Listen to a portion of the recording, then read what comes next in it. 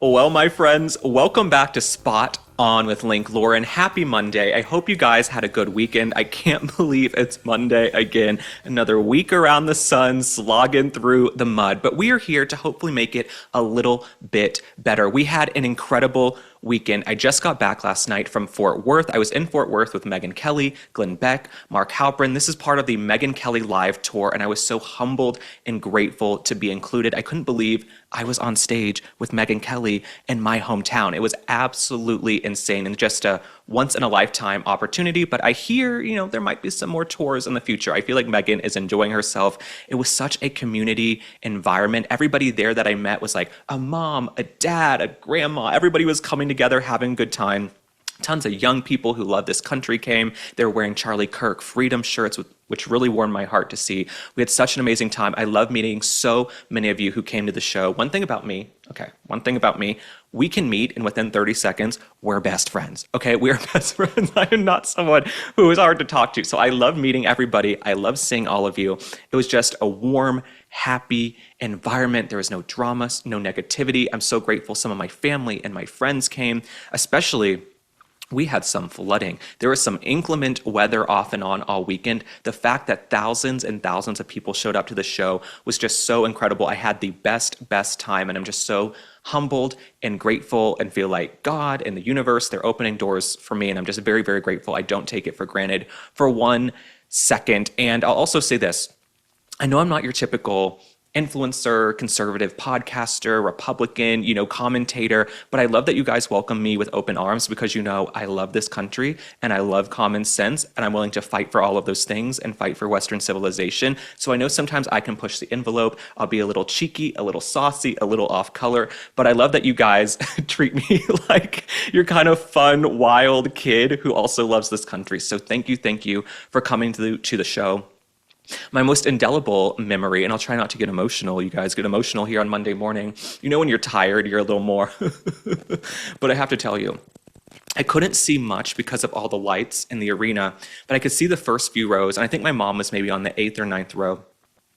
Coming off stage, okay, after I'm getting off stage with Megyn Kelly and everyone's clapping, I'm walking off, I can see my mom, she is standing and cheering and clapping for me, and all the parents out there, I know you guys would kill for your kids, my mom is the same way, I love her so much, and so I'm just always gonna have that image that my mom showed up for me, she was clapping and cheering when I was coming off stage with Megyn Kelly, and if I seem excited, it's because I am. I'm not gonna be one of these people who acts like it's not a big deal. I'm very grateful and excited, but I'm also excited about today's topics. Okay, Miss Kamala Harris has decided she's not done. She wants to run for office again. Gavin Newsom this weekend, he's also saying, he might run for office again. I think it's interesting they're announcing this at the same time over the weekend. I think it's very interesting. This is happening in tandem. Meghan Markle, that little huckster over in Montecito, she just lost her 10th communications director. We have it all in the notes. We will be breaking it down and so much more, so stay tuned. Well, Miss Cabernet Kamala is back. She is saying she is not done. Kamala Harris says she is not done with a career in politics. Take a look at this clip and then we'll discuss.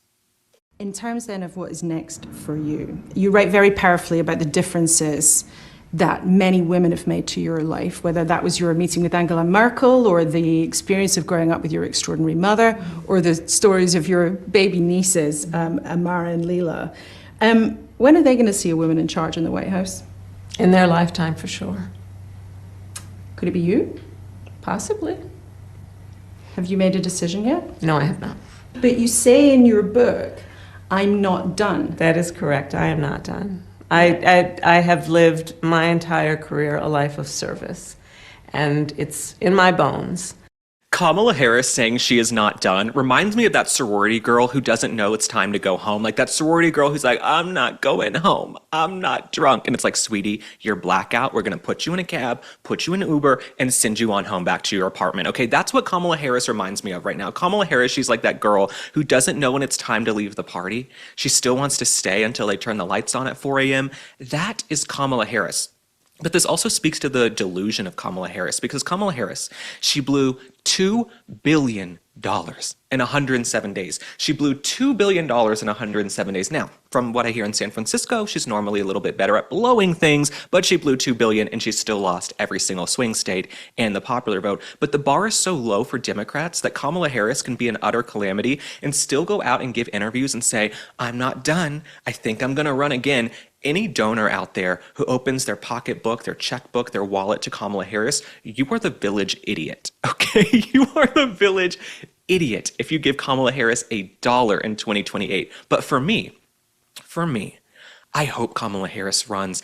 I hope Kamala Harris runs. I hope they make her the Democratic nominee. I hope she runs because she will not win. Okay, Kamala Harris is getting worse. I don't know if Kamala Harris has her own form of cognitive decline. I don't know if it's alcohol-induced. We can only imagine and give our opinions and our hot takes. But Kamala Harris, there's something not right there. You ask her questions, she can't give straight-up answers. Then you pry a little bit further, she gets angry, she gets upset. And Kamala Harris, you noticed in there, the whole premise of the question was about the first woman president. Who cares? Who cares if it's the first woman, first man? We just want a competent president. I don't care if the president is a man or a woman or black or white, but on the left, this is what matters to them. I do not care whatsoever, but Kamala Harris, I hope she runs. I think the only thing she's going to be running to is an open bar, but Kamala, we wish you well with your campaign. Now, I want to look at one more clip, okay? In this clip, she doubles down on Trump being a fascist. In the campaign, you said Donald Trump was a fascist. Do you think he's running a fascist authoritarian government? I was asked if he was a fascist, and I said yes. And the reason is that I look at what is happening right now. And again, it is what I predicted. He said he would weaponize the Department of Justice. He has done exactly that. He has used the United States Department of Justice, which should be an independent agency that makes decisions based on fact and law and not personal vengeance of the President of the United States. Clearly, the left is not interested in toning down the rhetoric. This is always their conversation, their debate, their talking point. You guys need to tone down the rhetoric. And then they go on TV. They call us Nazis, fascist, Hitler, all of these names. Okay, so much so that these radical lunatic Marxists on the left are picking up guns and shooting us or trying to shoot us. How many assassination attempts has President Trump had? If Trump were a fascist, right, or Hitler, or a dictator, would we have a government shutdown right now? Would we have a shutdown? Would he have to make concessions with the one big beautiful bill? Would he have to get approval for X, Y, and Z if he were a dictator? No. Would we be allowed to have no king's protest marching through the street, these, hairy women with blue hair? No, we would not. But we have free speech in this country. We have the First Amendment, the Second Amendment, and so forth and so forth. So they keep calling Trump a fascist, but it's not sticking. No one believes it. No one cares what these Democrat elites have to say anymore. And the fact that she's doing an interview on BBC means she's really desperate. Kamala Harris can't even get booked on interviews anymore in this country. So she's going to the UK and trying to reinvent herself. Now let's talk about another elite California Democrat who is delusional enough to think he should also run for president. Let's take a look at this clip of Gavin Newsom. I'm looking forward to who presents themselves in 2028 and who meets that moment. And that's the question for the American people. Is it fair to say after the 2026 midterms, you're going to give it serious thought? Yeah, I'd be lying otherwise. I'd just be lying. And I can't do that.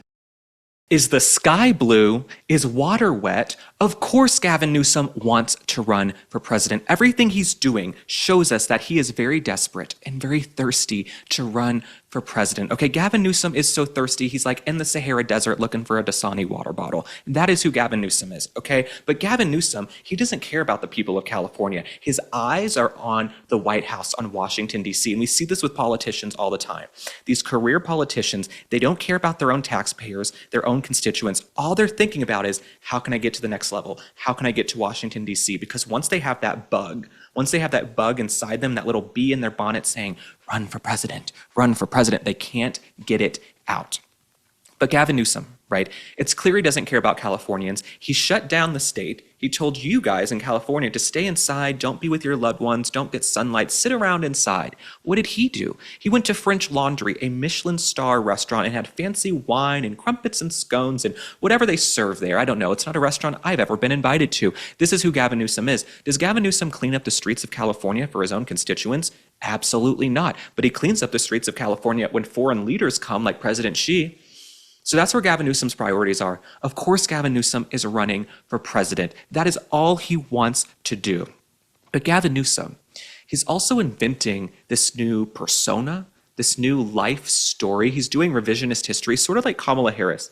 When Kamala Harris is like, I'm a girl who struggled and worked at McDonald's, can't find a single picture, a single record, and we here at the Bureau have looked. Okay, nobody can find where this chick worked at McDonald's. But Gavin Newsom, he's invented this new life story that he had to hustle, and it was a really struggling man and hustling. Let's take a look at that clip. But also, it was also about paying the bills, man. And it was just like hustling.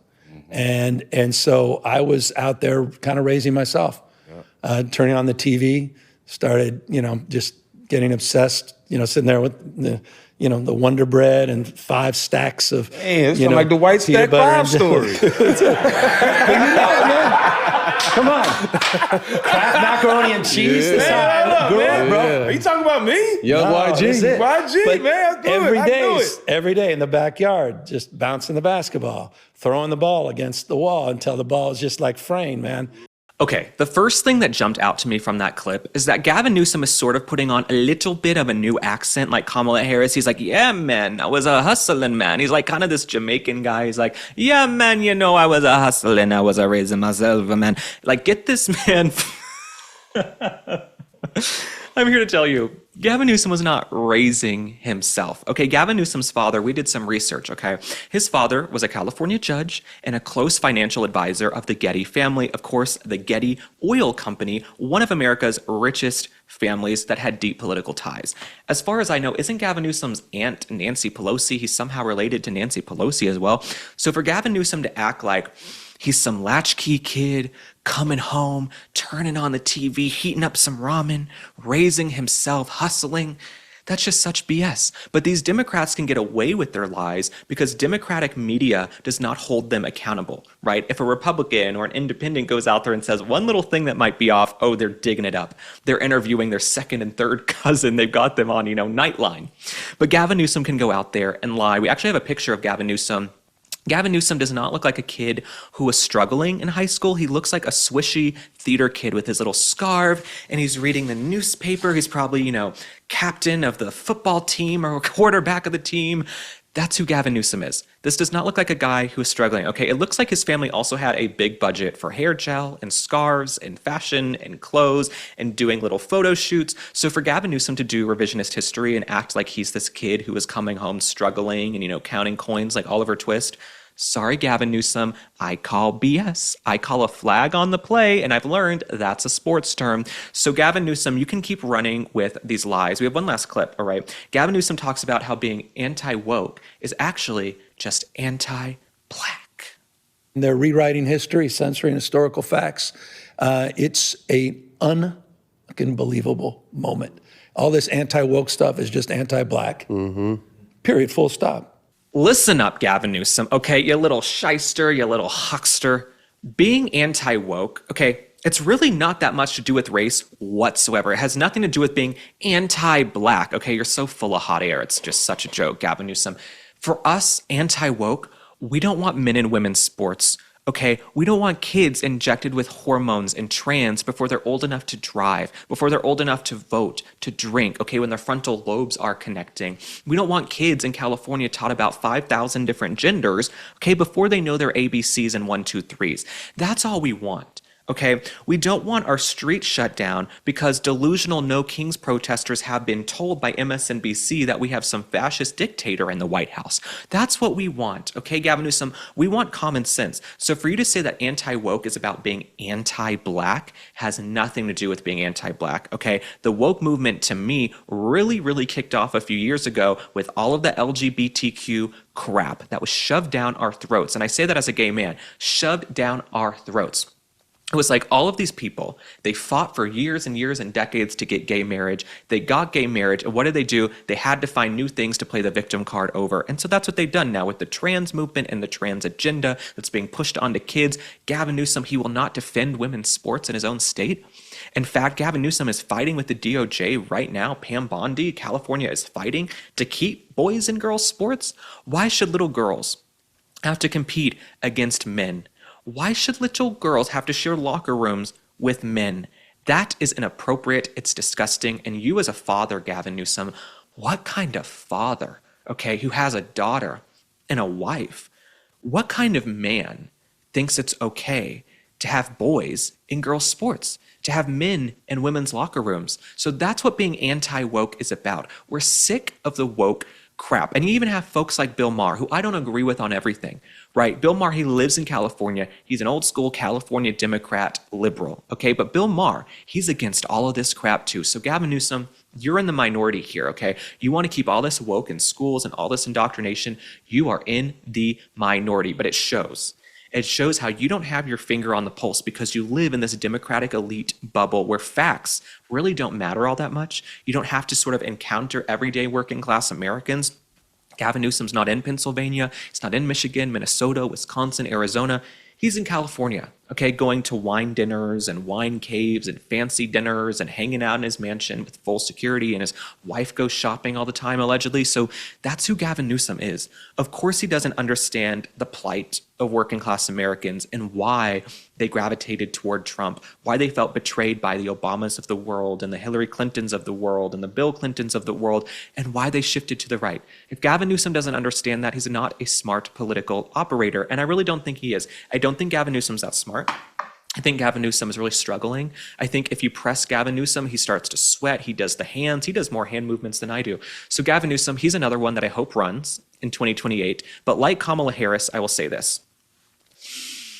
The bar is so low for Democrats. The fact that Gavin Newsom and Kamala Harris and Pete Buttigieg are top contenders for 2028 tells us that they have a weak bench. The Republican Party has an incredible bench. I can think of 10 people right now I would be happy to see run for president. People I'd be comfortable with having the nomination, sitting in the White House behind the desk in the Oval Office come January 2029. There are people I'd be comfortable with right now. The Democrats, Kamala Harris, she blows $2 billion on a campaign. She hides out from reporters. She has no answers for anything. She sounds like a ridiculous drunk, okay? And she says she's not done. She might run for president again. And there are dumb-ass Democrat donors who will open up their wallets and checkbooks for Kamala Harris. Gavin Newsom, no Hallmark achievements.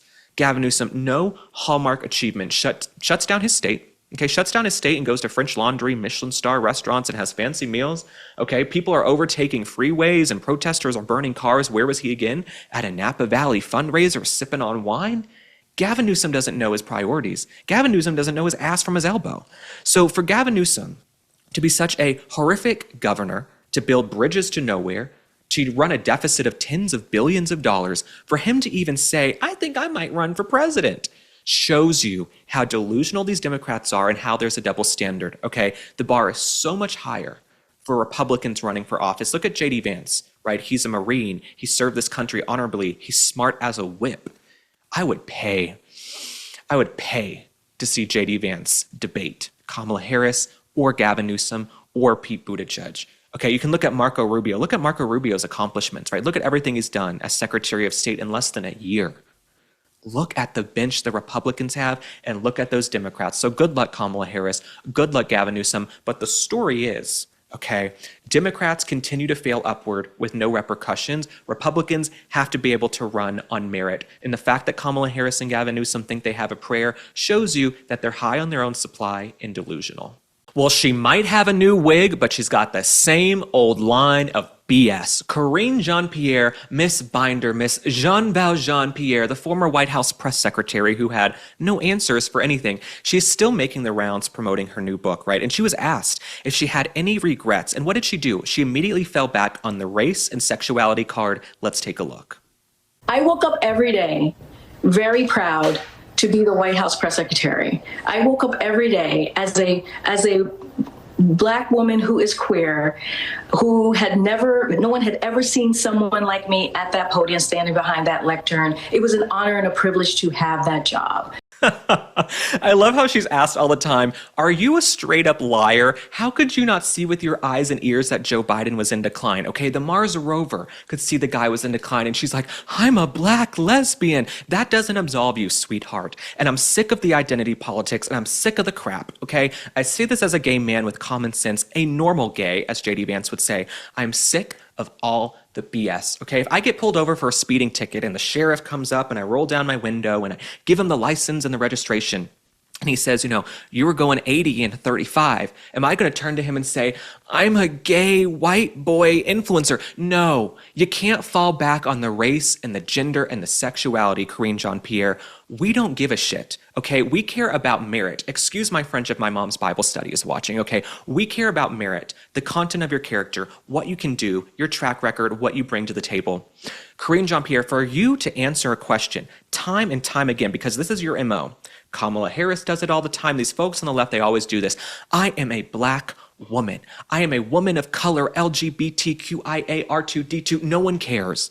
No one cares. No one cares anymore. But this has worked for you guys. This is what has worked for the Democrats. Okay, they get pushed into a corner and they're like, I'm black and I'm gay and I'm French. No one gives a shit. Okay, Karine Jean-Pierre, no one cares. We cared that you went out there. You want to talk about that lectern in the James Brady briefing room that Caroline Leavitt stands behind beautifully every single week?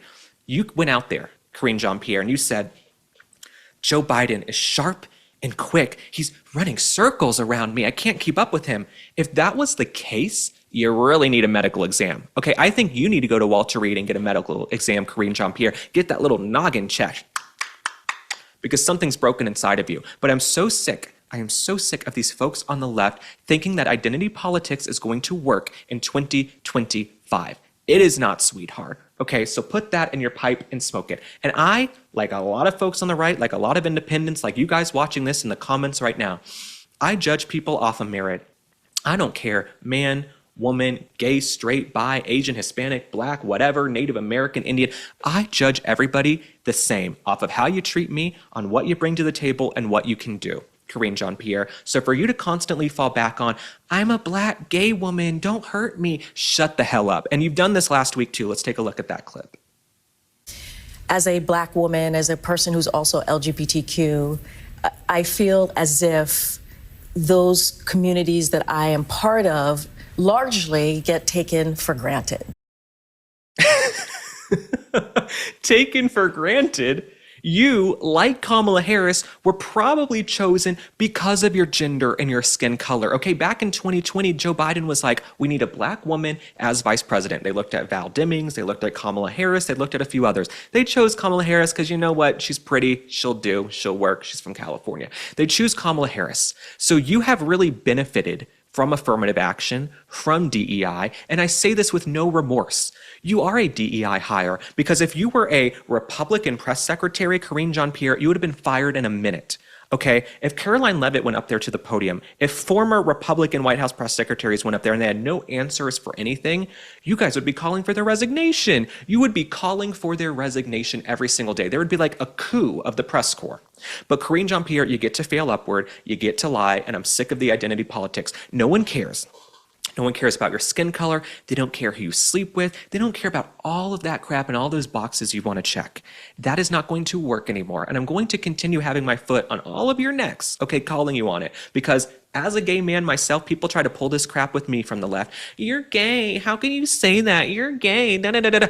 Do you think I care? Do you think I get up and think every single day, oh, I'm gay? No, I'm an American. I'm a brother. I'm a son. I'm a friend. I'm someone who loves this country. Those are all the things that come on the list before the people I love. What? Because I love a man? Because I happen to date men? That should inform every decision I make in my life? Get a grip.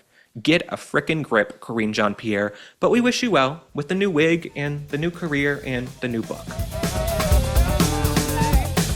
Well, I'm back to tell you guys about masa chips. As you know by now, I don't do Tostitos. I don't do any other type of tortilla chips, but I love salsa, guacamole, pico de gallo. My mouth is watering, okay? I could go for some tortilla chips right now and some salsa, but it's 9 o'clock in the morning. So the reason I love masa chips is this. Masa chips are made with just 3 ingredients and no seed oils, organic corn, sea salt, and 100% grass-fed beef tallow. You need to give masa a try, so go to masachips.com/link and use code LINK for 25% off your first order. That's masachips.com/link, code LINK for 25% off your first order. Now it's time for a royal roundup. I want to start this royal roundup, okay? We're going to talk about Meghan Markle.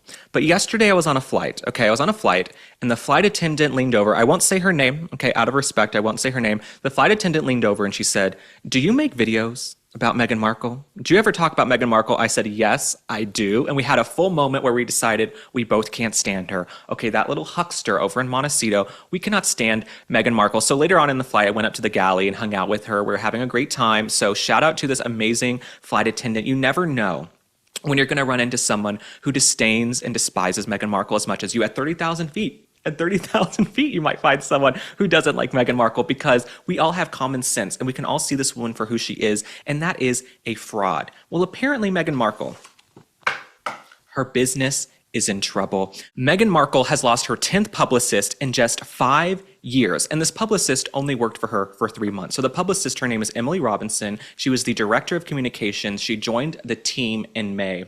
Now, her friends say allegedly she's not a quitter.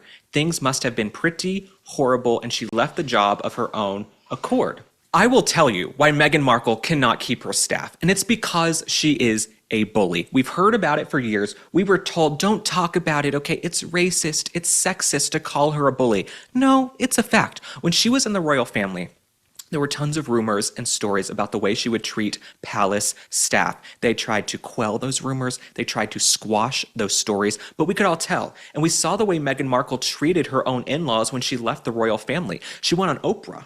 She went on Oprah and accused her family of racism with no evidence, and then quickly walked that back. We've heard these rumors for years, like Kamala Harris. Kamala Harris had a 92% staff turnover the 4 years she was vice president. Could you imagine if you run a company and you turn over 92% of your employees in 4 years? Something is wrong.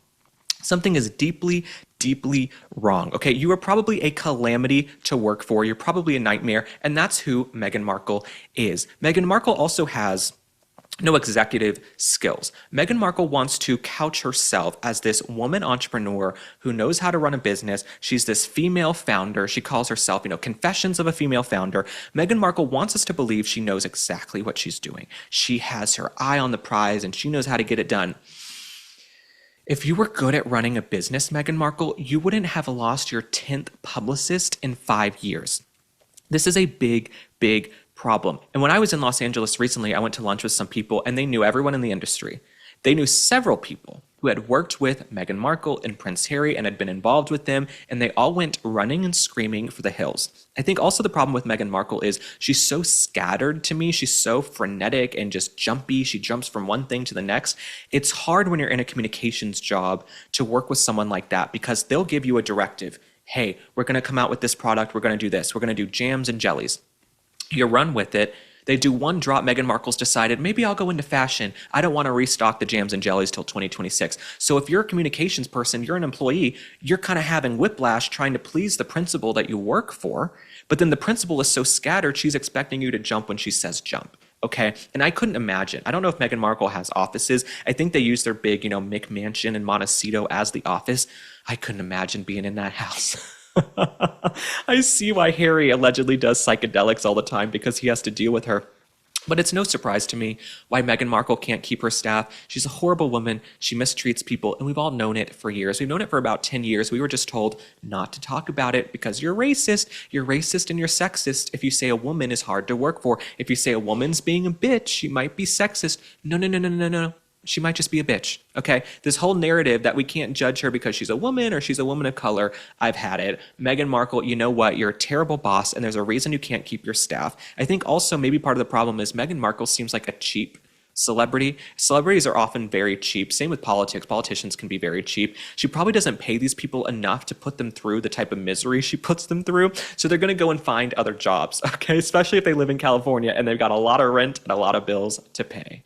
Now, the last royal we have to discuss is Prince Andrew. There's a lot of dust up over Prince Andrew right now. There's so many rumors and stories, we can hardly keep up. We're trying to sift through to see, okay, what's real, what's not. I'm the type of person, I kind of like to wait and see how a story unfolds, and then I'll chime in and opine and give my opinion. I'm not someone who likes to sort of jump the gun, jump the shark, and just hop in and tell you exactly what I'm thinking before we have all the details. There is a lot of conversation right now around Royal Lodge. Now, Royal Lodge is where Prince Andrew has lived for a long time, and apparently he's entitled to live on the property until 2078. I don't think Prince Andrew will be around then. But Prince Andrew, there is a fight and a push to get him out of Royal Lodge. I've heard that Prince William does not want Andrew anywhere in the general vicinity of the royal family. He doesn't want Prince Andrew to have his titles. Prince William wants to shrink the size of the monarchy, which I understand. Why should Meghan and Harry have their titles? They've been living in California for almost 6 years, okay? They continue to dine out on their titles. But Prince Andrew and Fergie, I don't know. I don't know if they're going to be able to move them out of Royal Lodge. Now, obviously, they're divorced, but Andrew and Fergie are a tight couple and a tight unit. They're a very tight family, okay? They've been best friends since their divorce. But let me read you a little bit more about what's going on. So Prince Andrew is reportedly in talks to leave Royal Lodge and Windsor Great Park. Sounds fancy. The 30-room mansion where he's lived since 2003 after giving up use of his titles. He's in advanced negotiations on a daily basis with King Charles regarding his departure from the residence, the Telegraph reported. The outlet added that Buckingham Palace officials are urging him to leave voluntarily, as he cannot be evicted under the terms of his current lease. Like I said, he's allowed to stay there till 2078. In a copy of the lease agreement for Royal Lodge shared by the Times this week, it was revealed that Prince Andrew has paid 1 peppercorn if demanded in rent per year since 2003. The Telegraph also reports that there's a growing sense that Prince Andrew will agree to move out despite his initial response of digging in his heels and pointing to the 50 years remaining on his lease. Should Prince Andrew agree to leave Royal Lodge, it will have to be decided where he will live and if he will receive compensation for the millions he has spent on the property's refurbishment work and maintenance. Here's my thing. I'm conflicted. Okay, and I know I'm going to get eviscerated in the comments for this. People say Prince Andrew is disgusting, he's a predator, he's horrible. I look at Prince Andrew, I say, okay, let's accept all of that. The man has lived in this house since 2003. He's lived in the house for 22 years. Okay, last time I checked, I think Prince Andrew's in his 70s. He's not a spring chicken. Don't include him in things. Don't invite him to the banquets or the dinners. Don't use him publicly as a member of the royal family. But from a PR standpoint, from a publicity standpoint, if you kick Prince Andrew out of the house and there are moving trucks and he has to move out, you're just going to further the story. You're just going to enlarge the situation and make it a bigger spectacle. Do you guys understand what I'm saying? The royal family right now, they have really got to rally around and decide who's a senior royal, what is our brand, how are we moving forward into the 21st century? So for Prince Andrew, I think if they kick him out of the house, you're just making the situation even bigger. So I would let Prince Andrew stay. But that doesn't mean you use him for anything. Don't use Prince Andrew for the fabulous events or the banquets. Don't let him use his title, but let him stay in the house. Because if there are moving trucks there, this story is just going to get bigger and become more of a blank show for the royal family. Have you guys heard about colostrum? It's the very first milk known as liquid gold that babies receive from their mothers after birth, packed with proteins, natural growth factors, antimicrobial peptides that work to enhance your immune response, reduce inflammation, repair and balance gut lining, reduce bloating, and make your hair and skin look amazing. Cowboy Colostrum offers the highest quality cow colostrum available in the US, 100% made in America from 100% American grass-fed cows. Cowboy is made with delicious natural ingredients and no artificial flavors. Simply add a 3-gram scoop of any of their amazing flavors into your coffee or smoothie. And for a limited time, our listeners get up to 25% off their first order. So head to cowboycolostrum.com/link and use code LINK at checkout. After your purchase, they will ask you where you heard about them. That's cowboycolostrum.com/link and use code LINK at checkout. Now let's talk about a woman who used to be funny. She's a former comedian. Now she is a Trump-deranged liberal activist, just like Kathy Griffin. This is none other than Chelsea Handler. She used to have a show that was off color. It wasn't politically correct. It was called Chelsea Lately on E! She would go out there. She would rail on everybody. No one was off limits. But something has happened in the last 10 years where she has decided to go so woke. And she's also kind of gone broke because she's a little bit more relevant than she was back then. But Chelsea Handler, she's gone so woke. She has such Trump derangement syndrome. She lives in this California elite Democratic bubble. Well, she is mad. She's mad about the Home Depot ICE raids. She thinks people need to boycott Home Depot and Spotify. Let's take a look at this clip. But also, my house is under construction, so it's a perfect time for a larger boycott to Home Depot. If you scroll through my carousel, there's more information on Home Depot, and there's going to be a mass protest at all the Home Depots on 11/1, November 1st, which is Day of the Dead. And I'm also going to double down on my boycott, and I'm now boycotting Spotify. I've deleted Spotify from all of my stuff, from my phone, from my iPads. They are running ICE recruitment ads, and I am really disgusted watching any of these companies profit off of ICE. So the only way to get their attention is to boycott them. I hope you'll join me.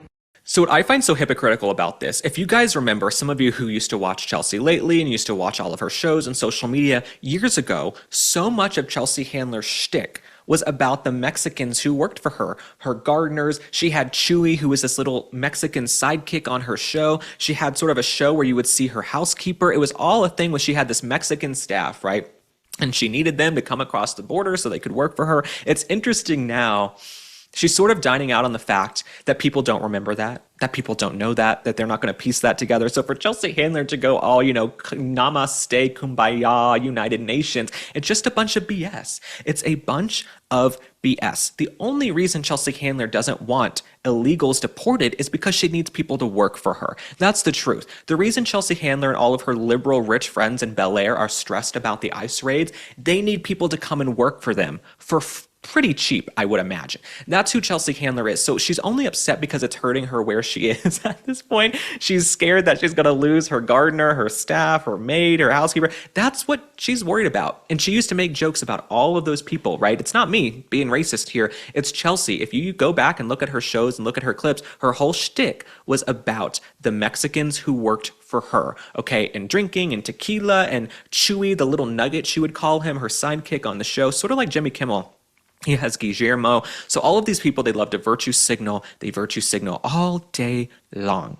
But they're full of crap. And Chelsea Handler, you're also full of crap, okay? I would be shocked to see Chelsea Handler out, protesting a Home Depot. And her Bentley. She's going to take her Bentley off to Home Depot and protest in the parking lot. I'm also tired of this because these people aren't affected whatsoever. Okay, they aren't affected whatsoever. They don't care. They don't really follow the news. They just hear that a hot topic right now is to hate on ICE. They hear that Democrats and MSNBC are hating on ICE, so that's what they decide to do. But Chelsea Handler is about to call her Kamala Harris. I don't see much of a difference. They're both drunk idiots from California. But Chelsea Handler, I think her career will continue going down. I think her audience is going to continue shrinking because so much of her audience, they liked that she was off color. They liked that she was politically incorrect. Now she's gone down this woke rabbit hole. She's boring. She's absolutely boring. And she's past her prime. I hate to use a Don Lemon term, but she's past her prime in terms of comedy. I don't hear any jokes. When I do see some of her material, it's about how she's a liberal and she's a woman and she's a feminist and we have to protect women. Another thing I have to point out about Chelsea Handler, whenever I see clips of her, she's always yelling and angry about abortion, okay? Turns out the Dobbs decision, the overturning of Roe v. Wade, was the worst thing to ever happen to her in her entire life. Now, Chelsea Handler, she has no children, probably because she was getting a myriad of abortions. But Chelsea Handler, a lot of these liberal women, they thought that Kamala Harris was going to do something about abortion if she got back in office. The Supreme Court, the decision was settled. Okay, so you guys need to go take a civics class. You need to learn about the Supreme Court, learn about how the country works. And it's interesting. These women, more than anything, they don't care about the border. We could have a mass invasion of the border. They don't care about the invasion of Islam and radical Islamic terrorists. They don't care about anything really going on in this country. All they care about is if they can get an abortion. That is the one issue these rich liberal Democrats care about. And there's sort of a privilege There's a privilege for these liberal women, these wealthy liberal women, to have abortion be their number one issue. Because most women across the country, their main issue is, I gotta put food on the table. I gotta buy eggs and milk and put gas in the tank and get my kids educated and do X, Y, and Z and keep my home safe. For these rich liberals in their mansions in California, it's a privilege for them. Their top issue is abortion, apparently. Their top issue is abortion. So, Chelsea Handler, you're full of crap, but maybe we'll keep tabs on you. We'll keep tabs on you, and maybe we'll pull up some of your old clips. Let's pull up some of those clips that aren't that old. They're from the 2010s, and we'll show how you're basically a phony and a fraud in changing your entire demeanor. You guys need to hear about this. Today's show is brought to you by Oxford Natural, the people behind Optimum Day and Optimum Night. These are all natural supplements, and thousands of Americans are already using them because they actually work. Here's the deal. Optimum Day gives you clean energy, kills those cravings, and helps with weight loss. Optimum Night, that's your reset button. It calms you down, gets you sleeping deep, and you wake up ready to go again. And the results are insane. Michael Owen, the England soccer legend, he is down 40 pounds. Robbie from AFTV dropped over 100. Linda, a top law exec, she's down 50. Real people, real results. So if you want in, scan the QR code or go to the link below. And if you use the code SPOT, you get 70% off your first order. Yes, 70% off, so don't wait. Start your transformation right now with Oxford Natural. Well, my friends, thanks for tuning in to Spot On with Link Lauren. Thank you for subscribing and following us on social media and all of the platforms. And thank you for telling your friends. I absolutely love you guys. I appreciate you. I read all the comments, okay? Shout out to all the women. Shout out to the grandmas and the moms. Shout out to the people in their 70s, 80s, and 90s tuning in. We've got 18 to 80 and beyond. I love all of you. Thank you for allowing me to be myself, to give hot takes. We are judgmental people. The one thing I want to address, we all judge, okay? This narrative from the left of, oh, we're judgmental, we're mean, and we're attacking people. We all judge, okay? It's my job to come on here and say what we're all thinking, okay? I think that's why I have a platform. It's why God and the universe have given me a voice in the discourse. I'm going to come on here and say what needs to be said. And what needs to be said right now is that I love you guys, and I will see you on Wednesday. Be safe, be well, bye.